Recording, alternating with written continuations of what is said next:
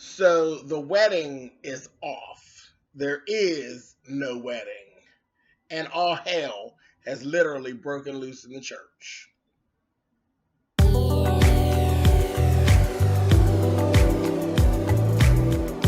I'm like, come on through, Cookie. I'm going up on my soapbox. That's basically it. Let's talk about drag in all its forms.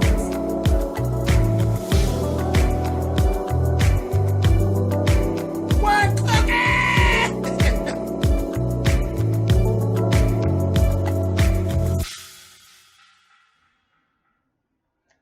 Okay, guys, thanks so much for clicking on the video. This is my review for Greenleaf. This is season 1, episode 10. A mess, an absolute mess. The wedding's been called off. We come right in. Bishop actually has Mac at gunpoint. Gigi's running through the hallway trying to get to her father's office because she's kind of thinking that maybe that's what's actually going on, and she's right. Before she gets there, we hear Pat and hear a body hit the floor, and I'm like, oh my God, he actually fucking shot him. So I'm like, okay. We get up in there, and he literally has done it. He has literally popped the shit out of Chester the molester. Chester's laying out on the floor, bleeding out. He got him, I guess, in like the shoulder, up in this area. But it's a lot of blood. You know, his jacket was pretty much soaked with blood. May ends up coming in, and she's like, oh my God, you know, this, that, thing, and the other. Gigi's saying she's going to call the police. Bishop is saying, no. Give me a minute. You got to give us some time. Hold on. Mac is saying it was an accident. Gigi's like, we're calling the cops. We're going to call the cops. So they're still saying, no, give us some time, this, that, thing, and the other. And Gigi's like, I gave you some time. I gave you 20 years. And she ends up calling the police. They take Mac into custody. Mac's in the hospital, and he's literally handcuffed to the bed and shit. They put Bishop in jail. And then everybody was pissed off with Gigi. Everybody was pissed off with Gigi. All through this episode, pissed off with Gigi. So we go through all that. Then we got Charity. Charity was at the house where it was supposed to be like an engagement, like the dinner the day before. So it's like a rehearsal dinner type of situation. There's a couple there that they forgot. Noah forgot to contact. A couple of friends of his. They done got there, and Charity and Kevin are sitting there talking to him because they don't even know that the wedding's been canceled. So Noah ends up coming in, apologizing to them and all of that. Well, at this point, Charity's pissed off. And she's like, why is it that I'm always the last to know? How is it that I'm always the last person to know what the hell is going on? And at that point, Jacob said to her, well, look how you're acting. And you could just see her get more and more pissed off, more and more pissed off. So the next morning, they actually are sitting down to breakfast. May is getting ready to be on her way to go down and get the bishop out of jail, bail him out of jail.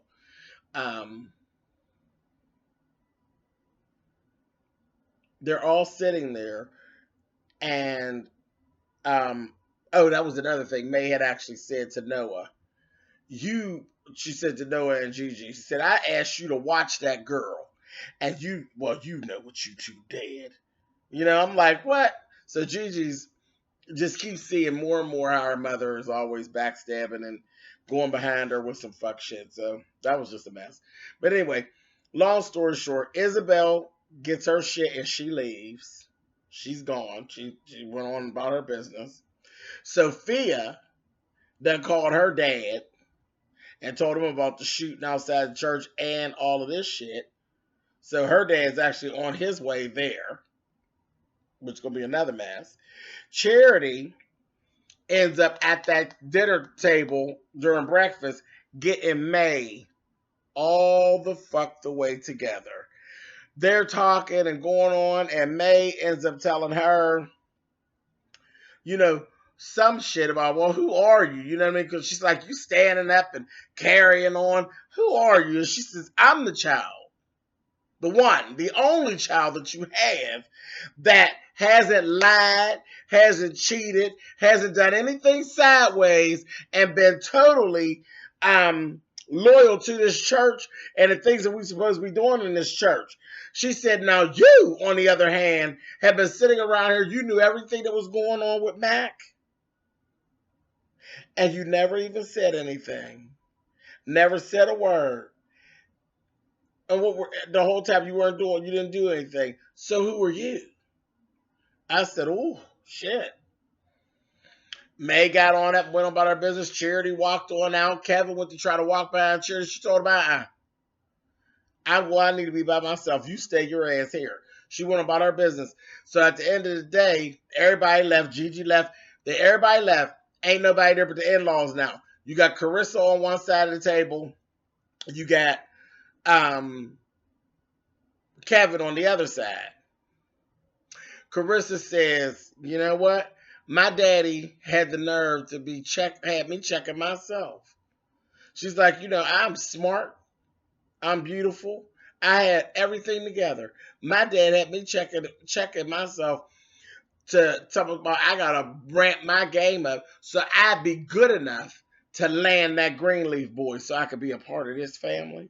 And she said, I wonder what the Lord must be thinking with this much mess so close to heaven's door. I said, oh, girl, you spoke a mouthful, honey. Spoke a mouthful. She walked out.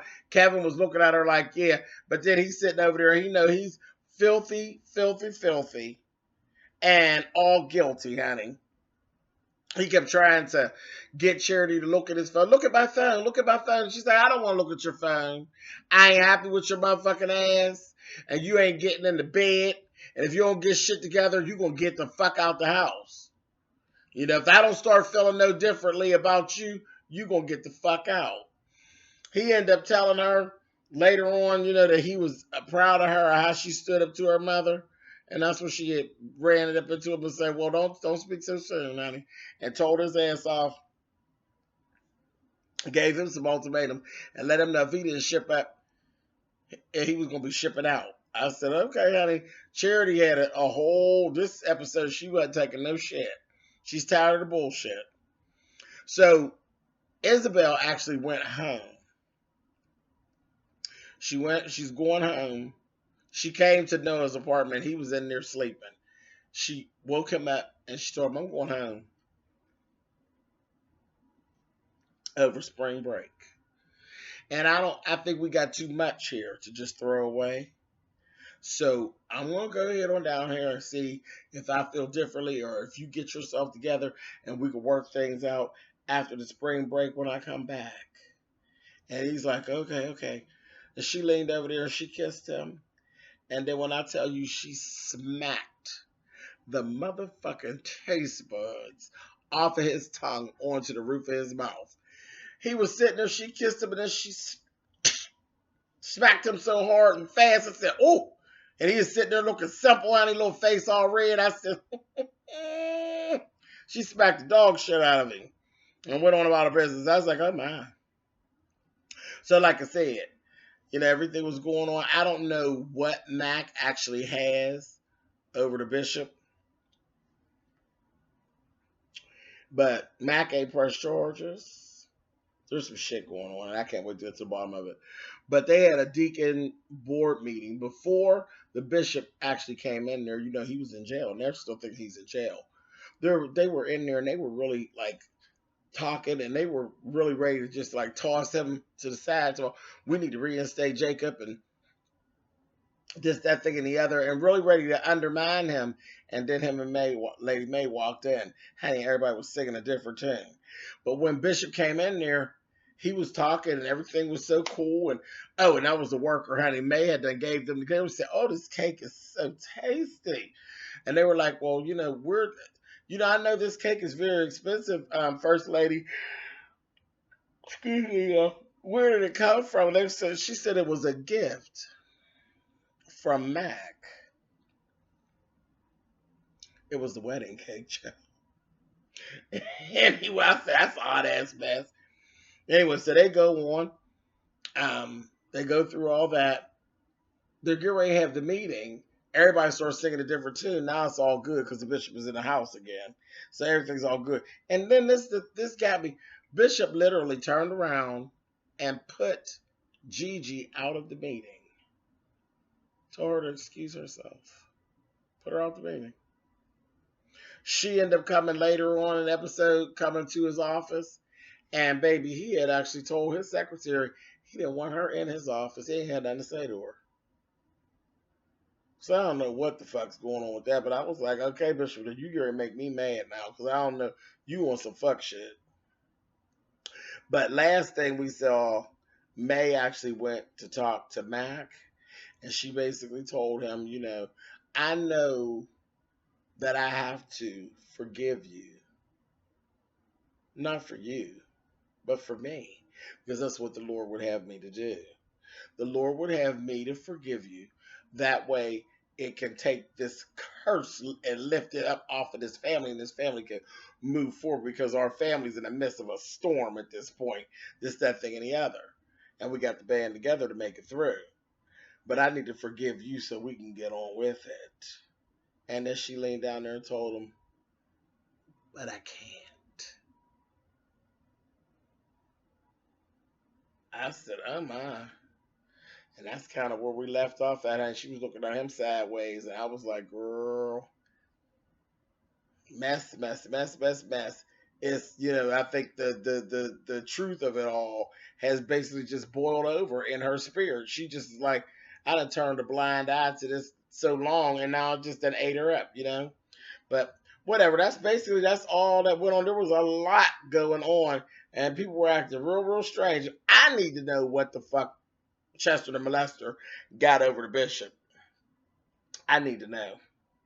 Anyway, all right, y'all. So I'll get back with y'all next week. All right. Bye, y'all.